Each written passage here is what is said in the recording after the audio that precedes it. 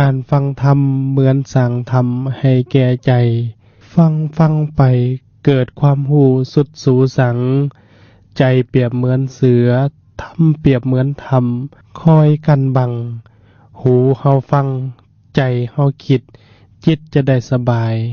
ขอนอบน้อมแด่พระผู้มีพระภาคเจ้าเป็นพระอรหันต์ดับไฟกิเลสไฟทุกข์หมดทุกกองขอนอบน้อมแด่พระธรรมที่พระผู้มีพระภาคเจ้าตรัสไว้ดีแล้วขอนอบน้อมแด่พระสงฆ์ผู้ดำรงศีลาสมาจารปฏิบัติตัดสงสารสู่นิพพานพ้นวัฏภัยขอแสดงความอุบุญคุณแด่คุณบิดาคุณมารดาคุณครูบาอาจารย์ท่านผู้รู้ทั้งหลายขอความเจริญงอกงามในศีลธรรมจงมีแก่สาธุชนคนดีทั้งหลายที่กำลังติดตามฟังรายการธรรมะในยามเช้าพบกับหมอกตนญาติโยมมื้อนี้ลูกหลานก็ได้น้อมนำเอาธรรมะหลักธรรมคำสั่งสอนของพระสินวรสัมมาสัมพุทธเจ้ามาฝากออกตนญาติโยมเช่นเดิมเช่นเคยหลักธรรมที่จะได้มากล่าวสู่ออกตนญาติโยมฟังในยามเช้าๆแบบนี้ก็คือหลัก8ประการเป็นงบประมาณของความจริงเฮาจะพิสูจน์ได้แนวใดว่าสิ่งใดเป็นของจริงตามหลักคำสอนขององค์สมเด็จพระสัมมาสัมพุทธเจ้าเฮาจะพิสูจน์ได้แนวใดว่าสิ่งที่มีคนนำมาเว้าสู่ฟังกล่าวสู่ฟังหรือมาแสดงสู่ฟังน่ะจะเป็นหลักคำสอนที่กงกับความเป็นจริงที่พระผู้มีพระภาคเจ้าตรัสไว้เพราะฉะนั้นมื้อนี้ลูกหลานจึงได้นำเอาหลัก8ประการนี้มาให้ออกตนญาติโยมทั้งหลายได้สดับรับฟังเพื่อเอามาตัดสินในเมื่อเฮาได้ฟังธรรมะหรือฟังจากการชี้แนะแนวทางจากหลายๆคนหรือว่าจากครูบาอาจารย์เพื่อเฮาจะได้เข้าใจจะแจ้งและนำไปพิจารณาเพื่อให้เกิดปัญญาในการฟังองค์สมเด็จพระสัมมาสัมพุทธเจ้าของเฮาได้วางหลักตัดสินไว้อย่างแจ่มแจ้งแล้วว่าคำสั่งสอนของตถาคตเจ้านั้นเมื่อฟังแล้วปฏิบัติแล้วเป็นไปเพื่อสิ่ง8ประการคือ 1. เพื่อคลายจากความกำหนัดการคลายจากความกำหนัดนั้นหมายถึงจิตใจของเราปราศจากกามนั่นได้แบ่งออกเป็น2อย่างคือวัตถุกามและกิเลสกามวัตถุกามเป็นอย่างไรวัตถุกามคือรูปเสียงกลิ่นรสโผฏฐัพพะอันเป็นที่ถูกใจเครื่องนุ่งห่มทาสีทาสางัวควายสร้างม้าเฮือนทองทรัพย์สมบัติแว่นแคว้นเมืองแขวงและวัตถุเป็นที่ตั้งแห่งความกำหนัดอย่างใดอย่างหนึ่งชื่อว่าวัตถุกรรมอีกอย่างหนึ่งกามที่เป็นอดีตกามที่เป็นอนาคตกามที่เป็นปัจจุบันที่เป็นภายในเป็นภายนอกเป็นทั้งภายในและภายนอกสนิทดีสนิทปานกลางสนิทละเอียดเป็นของสัตว์ผู้เกิดในอบายเป็นของมนุษย์เป็นของทิพย์ที่ปรากฏเฉพาะหน้าที่นิรมิตเองที่ผู้อื่นนิรมิตที่หวงแหนที่บ่ได้หวงแหนที่ยึดถือว่าของเฮาที่บ่ยึดถือว่าของเฮาธรรมที่เป็นกามาวจระแม้นกระทั่งหมดธรรมที่เป็นรูปาวจระแม้นทั้งหมดธรรมที่เป็นอรูปาวจระแม้นทั้งหมดธรรมที่เป็นที่ตั้งแห่งตัณหาเป็นอารมณ์แห่งตัณหาชื่อว่ากามเป็นที่ตั้งแห่งความกำหนัดเป็นที่ตั้งแห่งความมัวเมากามเหล่านี้เอิ้นว่าวัตถุกรรม 2. กิเลสกามเป็นแนวใดกิเลสกามหมายถึงความพอใจความกำหนัดความพอใจและความกำหนัดความคะนิ่งหาความกำหนัดหลายความคะนิ่งหาและความกำหนัดความพอใจคือความหลงไหลหักใคร่ความกำหนัดคือความหลงไหลหักใคร่ความเพลิดเพลินคือความหักใคร่ในกามทั้งหลายความปรารถนาในกามความเสน่หาในกามความห่อนหนในกามความหลงไหลในกามความติดใจในกามบ่วงคือกามความประกอบในกามความยึดถือในกามเครื่องกั้นกลางคือกามมาสันทะชื่อว่ากามสมดังคำที่กล่าวว่าเบิ่งก่อนกามเฮาเห็นหากฐานของฐานแล้ว ทานยอมเกิดเพราะการคะนิ่งหาเฮาจักบ่คะนิ่งหาทานจักบ่มีในใจเฮาอีกอย่างนี้กามเหล่านี้เอิ้นว่ากิเลสกามเพราะฉะนั้นนอกตนนั้นโยมทั้งหลาย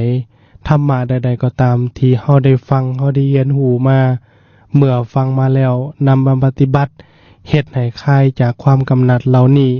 เฮ็ดให้กุศลเจริญขึ้นอกุศลลดน้อยถอยลงแสดงว่ากงกับคำสอนของพระผู้มีพระภาคเจ้าเฮ็ดให้เฮามีความระมัดระวังในเรื่องกามบ่เป็นคนโลภมากในกามและเฮาก็สิอยู่อย่างมีความสุขนั่นคือคลายจากความกำหนัดในกามเหล่านี้ได้แสดงว่ากงกับคำที่พระผู้มีพระภาคเจ้าได้สอนได้ชี้แนะแนวทางในการปฏิบัติไว้ให้แก่เฮาได้แต่ถ้าเฮาฟังแล้วเฮ็ดให้เฮามีความกำหนัดหลายขึ้นกว่าเก่าแสดงว่าหลักคำสอนบุคคลเหล่านั้นที่นำมาสอนบ่กงกับคำที่พระพุทธองค์แสดงไว้อันนี้เฮาสามารถพิสูจน์ได้จังซี่ในเมื่อเฮาฟังแล้วสามารถคลายความกำหนัดคลายความมัวเมาหลงไหลอยู่ในกามได้แสดงว่านั่นกงตามที่พระผู้มีพระภาคเจ้าได้ตรัสไว้ข้อที่2ในเมื่อเฮาได้ฟังแล้วสร้างความปราศจากทุกข์คือหยังออกตนโยมหลายคนทุกคนฮู้และเข้าใจว่าความทุกข์คือหยังทุกข์คือความคิดนี่ล่ะความคิดที่ปรารถนาออกไปนอกตัวนอกตนของเฮาหรืออยากเป็นหันอยากเป็นนี้แต่บ่ได้ดังใจที่เฮาต้องการมันก็กลายเป็นความทุกข์ใจที่ตัวมันมาทรมานเฮ็ดให้จิตใจเฮานี่สับสนกระวนกระวายเพราะเฮาบ่สามารถดับทุกข์ได้ที่ใจของเฮาเองอันนี้นี่ในเมื่อเฮาฟังแล้วสามารถที่ว่าเฮ็ดให้จิตใจของเฮานี่ปราศจากความทุกข์เฮาบ่ได้เบียดเบียนทั้งตนเองและคนอื่นแสดงว่าธรรมนั้นกงกับพระผู้มีพระภาคเจ้าได้ตรัสไว้การปฏิบัติธรรมนี่จึงเป็นเครื่องกำจัดขัดเกลากิเลสที่อยู่ในจิตในใจของเฮานี่ให้มันสงบลงให้เบาบางลงให้มีธรรมเป็นเครื่องคุ้มครองในจิตในใจใจเฮานี่มันจังสิบ่หลงในความสุขในเมื่อเกิดความทุกข์ตามมาก็ต้องรู้เท่าทันมันถ้าเฮาบ่รู้ทันมันเฮาก็สิหลงเป็นทุกข์เหมือนกับคนที่ว่าพิการตาย่างบ่ถูกทางมันก็ออกนอกทางไปอาจสิไปตำหันตำนี่แต่ถ้าบ่หลงมันก็เหมือนกับคนตาดีเดินไปถูกทางฉะนั้นถือว่าเฮามาปฏิบัติเพื่อกันความทุกข์ในจิตในใจคือกันกับเฮาฟังธรรมะเฮานำไปประพฤติปฏิบัติแล้วก็เพื่อกันความทุกข์ที่มันสิเกิดขึ้นในจิตในใจเฮาตามมาเฮาฟังแล้ว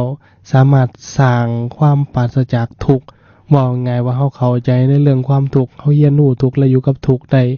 แล้วปรับปรุงเปลี่ยนปัญหาต่างๆให้เป็นปัญญาในการดำเนินชีวิตเฮาก็สิมีความสุขใจได้ความทุกข์น่ะมี2ทางออกตนนิยมทั้งหลายทุกข์ทางกายกับทุกข์ทางใจ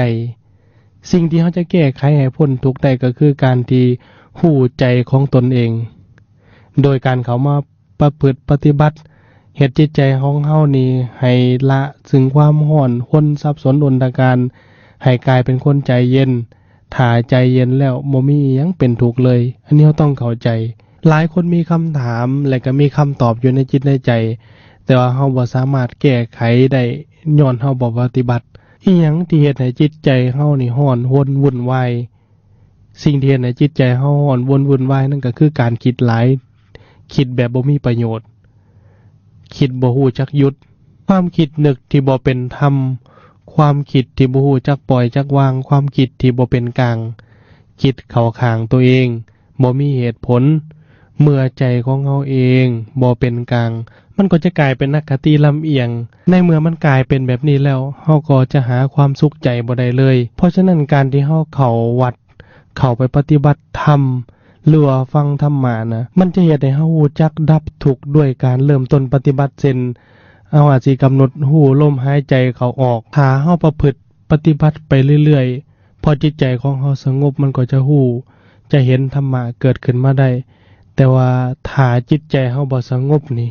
มันบ่มีวันที่เฮาจะได้รู้ได้เห็นธรรมเลยเพราะเฮายังมีความหลงอยู่เฮาบ่ได้ปราศจากความทุกข์เพราะฉะนั้นการฟังธรรมนี่ในเมื่อฟังแล้วเฮ็ดให้จิตใจเฮาปราศจากความทุกข์ได้แล้วเฮ็ดให้จิตใจเฮามีความปรารถนาเจริญรุ่งเรืองก้าวหน้าต่อไปอย่างถูกต้องตามคันลองของธรรมแสดงว่าคนที่นำมากล่าวสู่เฮาฟังหรือว่าผู้แสดงสู่เฮาฟังนี่ นำมากล่าวกงกับคำสอนของพระผู้มีพระภาคเจ้าของเฮาข้อที่3เมื่อเฮาฟังแล้วเฮ็ดให้จิตใจของเฮานี่บ่สะสมกองกิเลสอันนี้ออกตนโยมทั้งหลายในเมื่อเฮาฟังแล้วนี่เฮ็ดให้จิตใจของเฮานี่บ่สะสมกองกิเลสกองกิเลสนี่คือหยังกองกิเลสที่พระพุทธองค์ได้ตัดไว้จะได้ยกตัวอย่างให้ออกตนโยมทั้งหลายเห็นจัก10กองกิเลสนี่หมายถึงธรรมชาติที่เป็นเครื่องเฮ็ดให้เศร้าหมองหรือเฮ็ดให้คนเฮามีความร้อนรนสับสนอนตการกิเลสมีอยู่10คือ1โลภะความยินดีพอใจในโลกียารมณ์ต่างๆแปลกอย่างหนึ่งคือความโลภอยากได้ของคนอื่นมาเป็นของตนโดยบ่นึกถึงความดีความชั่วโดยบ่นึกถึงบาปบุญคุณโทษ2โทสะความโมโหโทโสความบ่พอใจความแค้นเคืองบ่ฮู้จักระงับสติอารมณ์เจ้าของ3โมหะความหลงความบ่ฉลาดความหลงอยู่ในความชั่วหลงอยู่ในอบายมุขต่างๆโดยบ่ยอมปรับปรุงเปลี่ยนแปลงพัฒนาตน4มานะความเย่อหยิ่งความจองหองความถือตัวคิดว่าเจ้าของเก่งกว่าคนอื่นคิดว่าเจ้าของมีความดีเด่นกว่าคนอื่นคิดว่าเจ้าของเฮ็ดถูกต้องโดยบ่ยอมฟังความคิดเห็นของคนอื่น5ทิฏฐิความเห็นผิดคือความเห็นผิดไปจากคันลองของธรรมเห็นกงจักเป็นดอกบัวเห็นความชั่วเป็นความดีเห็นความดีว่าเป็นเรื่องที่บ่น่าสนใจเห็นความชั่วว่าเป็นเรื่องที่น่าใส่ใจ6วิจิกิจฉาความสงสัยลังเลในสิ่งที่ควรเชื่อพุทธองค์บอกว่าทำดีได้ดีแต่เฮากลับไปเปลี่ยนคำเว้าใหม่ว่าทำดีได้ดีมีอยู่ไสทำชั่วได้ดีมีถมไปทำดีก็คือได้ดีบุญย่อมส่งเฮาไปสู่ในทางที่ถูกต้องทำชั่วความชั่วก็ย่อมตามมาให้ผลเฮ็ดให้จิตใจเฮาเศร้าหมองแต่เฮาเชื่อในสิ่งที่บ่ถูกต้องก็เลยเฮ็ดให้ชีวิตเฮานี่มีปัญหา7ทีนะความหดหู่ความรู้จักพัฒนาปรับปรุงเปลี่ยนแปลงตัวเองง่วงเหงาเศร้าซึมบ่มีการก้าวไปบ่มีการพัฒนาบ่มีการใส่ใจในคุณงามความดีอันนี้สุดท้ายมาก็สิกลายเป็นความหดหู่ตุบสูบตับซาบ8อุทธัจจะความฟุ้งซ่านความบ่มีสมาธิสั้นบ่ฮู้ฝึกฝนหล่อหลอมตนเองให้มีสมาธิให้มีสติปัญญาในการดำเนินชีวิตคิดสั้นคิดแต่จะทำให้ตัวเองคิดแต่จะทำให้คนอื่นคิดจะเบียดเบียนคนอื่นคิดจะเบียดเบียนตน9หิริกะความบ่ละอายต่อทุจริตความบ่ละอายต่อทุจริตในที่นี้หมายถึงความบ่ฮู้จักดำเนินชีวิตในทางที่ถูกที่ต้องยกตัวอย่างทำมาค้าขายก็ไปเอารัดเอาเปรียบคนอื่นไปสอไปโกงคนอื่นมาอยู่ในศาสตร์ในบ้านในเมืองก็มีคอร์รัปชันโกงรัฐโกงหลวงได้มาด้วยความบ่สุจริตได้มาแบบเป็นบาปสุดท้ายมาก็นำความทุกข์มาให้เพราะฉะนั้นการดำเนินชีวิตของเฮาต้องเป็นไปในทางที่ว่าสุจริตสะอาดบริสุทธิ์ผุดผ่องแจ่มใส10อโนตตัปปะความบ่สะดุ้งกลัวต่อทุจริตความบ่สะดุ้งกลัวต่อทุจริตในที่นี้หมายถึงความบ่ฮู้จักระมัดระวังฮู้จักว่ามันเป็นบาปแต่ก็ยังดำเนินต่อไปฮู้จักว่ามันผิดกฎหมายบ้านเมืองผิดกฎศีลธรรมแต่ก็ยังดำเนินต่อไปหน้ามืดตามัวรับหูรับตาสางความชั่วสุดท้ายมาความทุกข์ก็ตามมาไม่เผาผลาญในโลกมนุษย์จนถึงไปลงสู่อบายนี่คือกิเลส10กองออกตนนิยมทั้งหลายในเมื่อเฮาฟังธรรมะแล้วข้อที่3คือจิตใจของเฮานี่บ่สะสมกิเลสทั้ง10กองนี่แสดงว่ากงต่อหลักคำสอนของพระสินวรสัมมาสัมพุทธเจ้าของเฮาข้อที่4ในเมื่อเฮาฟังธรรมะจากครูบาอาจารย์เป็นผู้แสดงก็ดีจากคนธรรมดาอุปาสกอุปาสิกาเป็นผู้แสดงก็ดีฟังแล้วเฮ็ดให้เฮาเป็นคนมักน้อยแสดงว่ากงกับคำสอนของพระผู้มีพระภาคเจ้าคำว่ามักน้อยในที่นี้ก็คือบ่โลภบ่เลี้ยวได้อิหยังมาก็ฮู้จักแบ่งปันมีความเอื้อเฟื้อเผื่อแผ่ต่อครอบครัวต่อชุมชนต่อบ้านต่อเมืองต่อประเทศบ่โลภมากอยากได้ผู้เดียว บ่โคดบ่โกงอันนี้คือมีความมักน้อยข้อที่5เมื่อเฮาฟังแล้วเฮ็ดให้เฮาเป็นคนสันโดษสันโดษแปลว่ายินดีเฉพาะส่วนของตนบ่ต้องการของคนอื่นคนเฮาปัจจุบันนี้เข้าคุกเข้าตารางย้อนหยังเข้าคุกเข้าตารางก็ย้อนไปลักไปขโมยไปส่อไปโกงไปทุจริตของคนอื่นมาลักเอาของคนอื่นมาเป็นของตนย้อนว่าเขาเหล่านั้นขาดความสันโดษแต่ฐานในเมื่อเฮาได้ฟังธรรมแล้วเฮามีความสันโดษขึ้นเฮาพอใจเฉพาะของตนพอใจแต่สิ่งที่เฮามีดีใจในสิ่งที่เฮาได้แล้วก็ขยันหาพยายามหามาแล้วรู้จักเก็บรู้จักอดรู้จักออมใส่ใจระมัดระวัง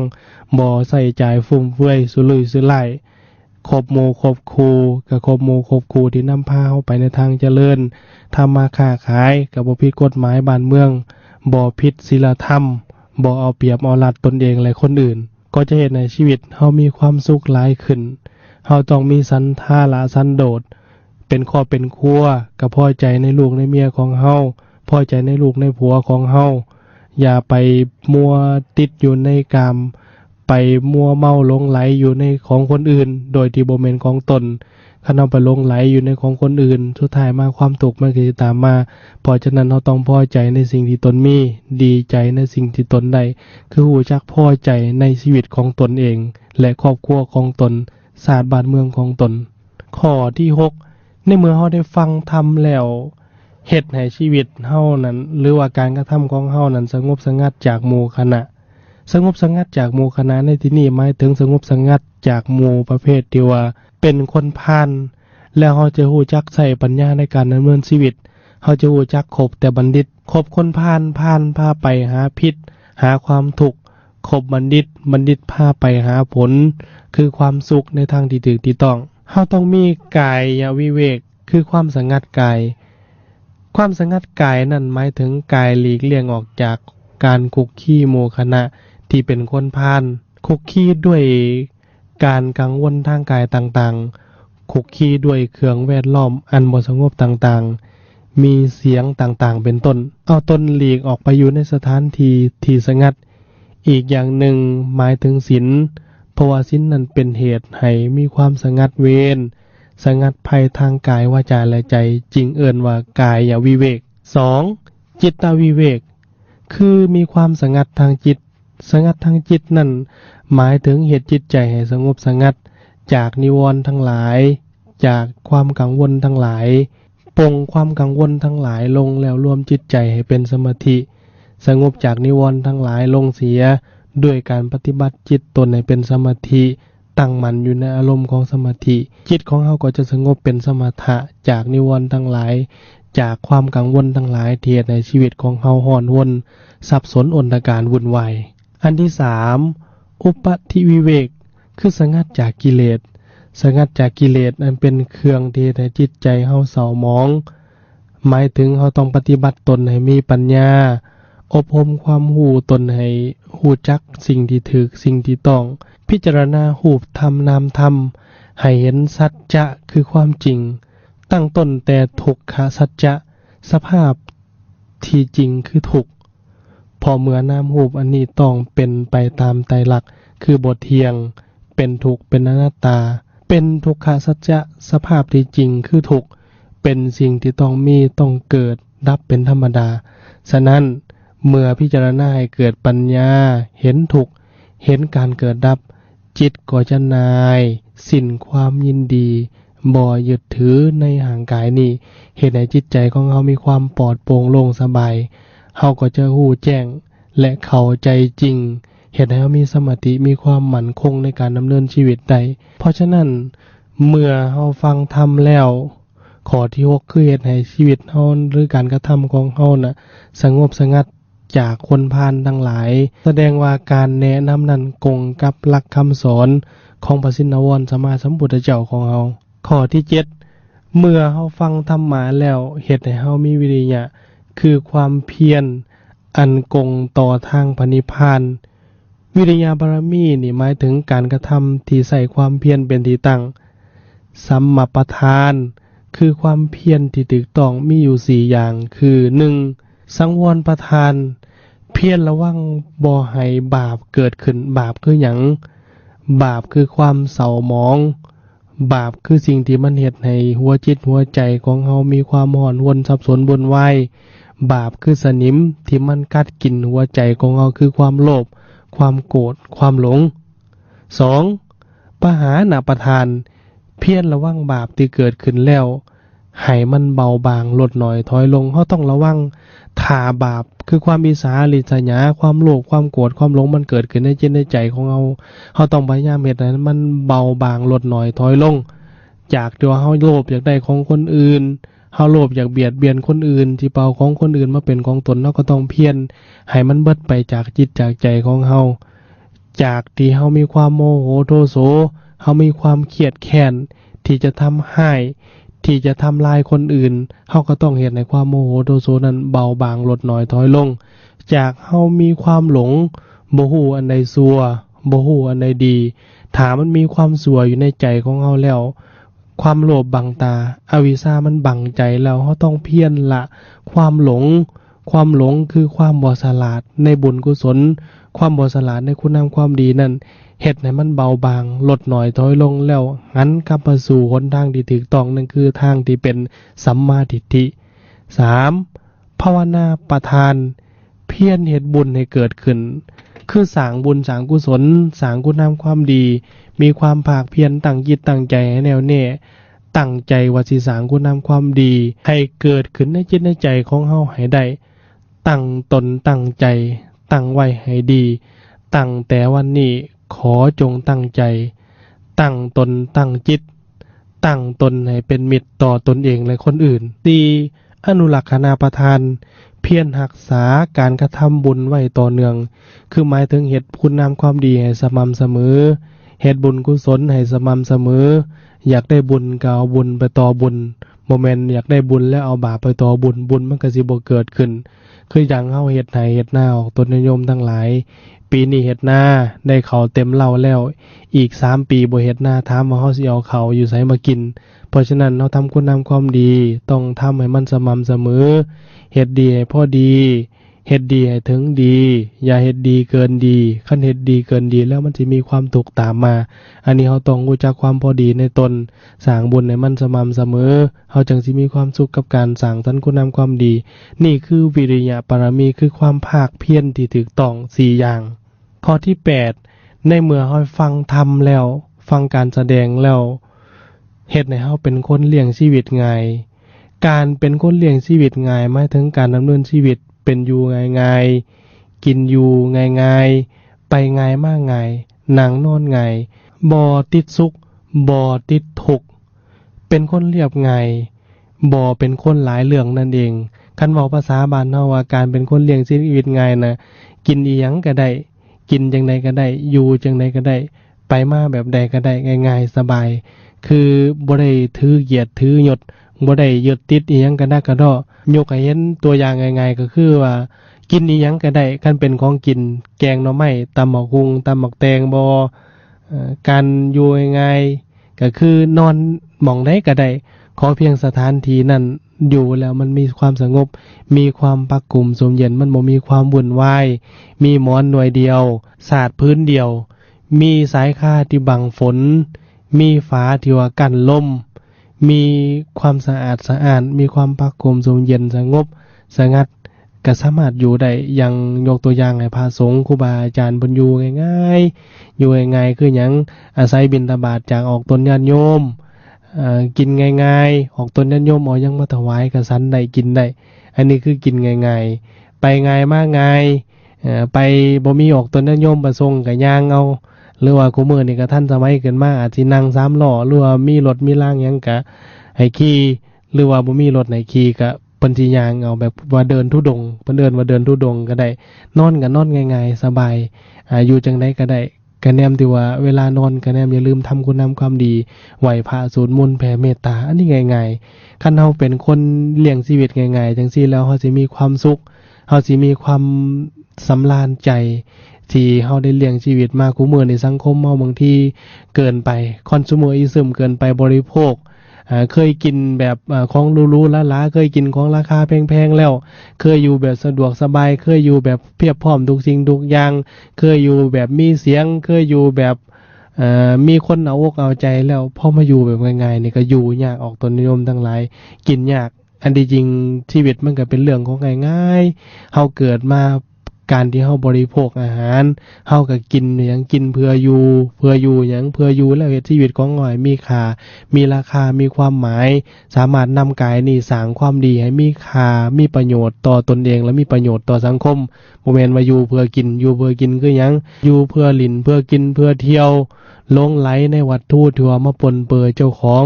เอามาปนเปื้อนเจ้าของในทางที่บ่ถูกต้องสุดท้ายมาก็กลายเป็นการทำลายตัวเองทำลายบ้านทำลายเมืองทำลายสังคมทำลายสภาพแวดล้อมเพราะฉะนั้นชีวิตของคนเฮานี่พ่อแม่ของคนเฮาสมัยโบราณเพิ่นยังบอกเพิ่นยังมีคำก่อนกล่าวไว้ว่าแม่นสิท่วมและแล้งขาดแบ่งบ่สมบูรณ์ประเพณีทำบุญพ่อแม่เฮาบ่เคยทิ่มเอาหัวใจเป็นหลิมสลักใจไว้คงที่บุญกับพี่กับน้องบุญป้องเข้าใส่กันกินง่ายอยู่ง่ายเฮ็ดปุกๆปากๆอยู่น้ำไห้น้ำนาเลี้ยงงัวสุมหากไม้ง่ายเขียดหมูแกงใส่ผักตำนิ่งกินแล้วก็นอนพักผ่อนนอนสูบยาไกวขาทวนอยู่สมัยโบราณสมัยก่อนพ่อแม่ของเฮาคุมื้อนี้บางบ่อนบางสถานที่เฮาก็ยังเห็นออกต้นนิยมทั้งหลายเพิ่นกินง่ายอยู่ง่ายยามไห้ยามนาจังซี่บางทีตำมะขามใส่กระปูน้อยแล้วกินกับข้าวก็อิ่มตำบักหุ่งหรือตำบักแตงแกงหน่อไม้ใส่ผักกะแยงมายังซำนี้เพิ่นก็อิ่มเพิ่นกินง่ายอยู่ง่ายเพราะฉะนั้นชีวิตของเฮานี่เฮาต้องเป็นคนเลี้ยงชีวิตตัวเองง่ายๆคืออยู่ก็ง่ายกินก็ง่ายไปง่ายมาง่ายนอนง่ายนั่งง่ายบ่เย่อหยิ่งจองหองทะนุงโตถือเกียรติถือศักดิ์ศรีถือยศถือหยังคิดว่าเจ้าของเกิดมาแล้วต้องได้อันนี้ต้องสมบูรณ์ต้องได้ทุกอย่างต้องได้กินจังซี่ต้องได้อยู่แบบนี้การแต่งเนื้อแต่งตัวก็ต้องเพอร์เฟกต์ทุกอย่างเพราะฉะนั้นเฮาอันนี้มันเป็นเรื่องภายนอกพุทธองค์เพิ่นบอกว่าการที่เฮามีปัจจัย4นี่มีไว้เพื่อรักษาระมัดระวังเพื่อเฮ็ดในชีวิตของเฮามีความสะดวกสบายหลายขึ้นมีเครื่องแต่งกายไว้ก็ไว้ปกปิดความละอายมีทรัพย์สมบัติเก่าของเงินทองไว้ก็ไว้อำนวยความสะดวกมีที่อยู่อาศัยไว้ก็เพื่อบ่ให้เกิดโรคเกิดภัยเพื่อบังลมบังแดดบังฝนมียาไว้ก็เพื่อรักษาโรคต่างๆที่มันมาเบียดเบียนเฮาเฮ็ดให้เฮามีสุขภาพกายสุขภาพใจพลานามัยแข็งแรงและก็สมบูรณ์อันนี้เราต้องระมัดระวังจังซี่การฟังธรรมแล้วเสียดให้เฮาเห็นความเป็นจริงเฮ็ดให้เฮามีความเห็นไปตามหลักธรรมคำสั่งสอนของพระสินวรสัมมาสัมพุทธเจ้าแล้วเวลามีผู้แสดงธรรมให้เฮาถือเอาหลัก8ประการนี้มาตัดสินว่าธรรมะที่เฮาได้ฟังไปน่ะกงกับองค์สมเด็จพระสัมมาสัมพุทธเจ้าเฮาได้กล่าวไว้บ่สรุปให้ออกตนญาติโยมได้จำง่ายๆก็คือ1ฟังแล้วเพื่อคลายจากความกำหนัด2ฟังแล้วสร้างความปราศจากความทุกข์3ฟังแล้วเฮ็ดให้เฮาบ่สะสมกองกิเลส4เฮาฟังแล้วเฮ็ดให้เฮาเป็นคนมักน้อย5ฟังแล้วเฮ็ดให้เฮาเป็นคนสันโดษ6ฟังแล้วเฮ็ดให้เฮาใช้ชีวิตนั้นหรือการกระทำของเฮานั้นสงบสงัดจากหมู่คณะที่เป็นคนพาล7เมื่อเฮาฟังแล้วเฮ็ดให้เฮามีวิริยะคือความเพียรอันกงต่อทางพระนิพพาน8เมื่อเฮาฟังแล้วเฮ็ดให้เฮาเป็นคนเลี้ยงชีวิตง่ายๆสิเฮ็ดจังได๋ก็มีความเข้าใจในเรื่องราวของชีวิตเข้าใจความหมายเข้าใจของความเป็นคนเข้าใจของความที่ว่าเฮาเกิดมาเป็นคนแล้วเฮาสิพัฒนาตัวเองไปจังได๋เพื่อให้ถึงจุดหมายปลายทางนั่นคือความเป็นมนุษย์คันเฮาเข้าใจในความเป็นมนุษย์เข้าใจในการพัฒนาตนเองแล้วสิ่งสูงสุดในทางพุทธศาสนาที่เฮาหวังได้พระนิพพานนั้นก็บ่อยู่ไกลจากความตั้งใจของเฮาอันนี้เราต้องมีความภาคเพียรมีความระมัดระวังจังซี่ออกตนญาติโยมทั้งหลายอีกอย่างหนึ่งเวลาเราสิไปฟังการแสดงธรรมหรือว่าการแสดงอีหยังก็อย่าเฮาต้องพยายามที่ว่าทำความเข้าใจหลักทั้ง8ประการนี้แล้วก็จำให้ได้กับปากหลัก8ประการนี้ให้มันจำไว้บ่ลืมเวลาที่ว่าเฮาฟังธรรมหรือปาฐกถาธรรมเฮาก็จะวางใจได้เพราะว่าเฮามีหลักธรรม8ประการนี้ตัดสิน เวลามีผู้มาแสดงสู่เฮาฟังอันนี้เฮาต้องจำไว้ได้นั่นคือหลัก8ประการในการที่ว่าฟังธรรมะ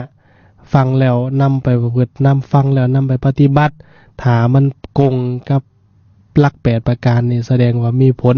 เฮ็ดให้กุศลของเฮาเจริญงอกงามขึ้นเฮาก็ดำเนินต่อไปจงตั้งใจทำดีเป็นสีสักมีคนหักคนหอมบ่จางหายแม่นทำชั่วนำตัวสู่อบายจงจำไว้ทำแต่ดีมีสีเอ่ยเจริญพร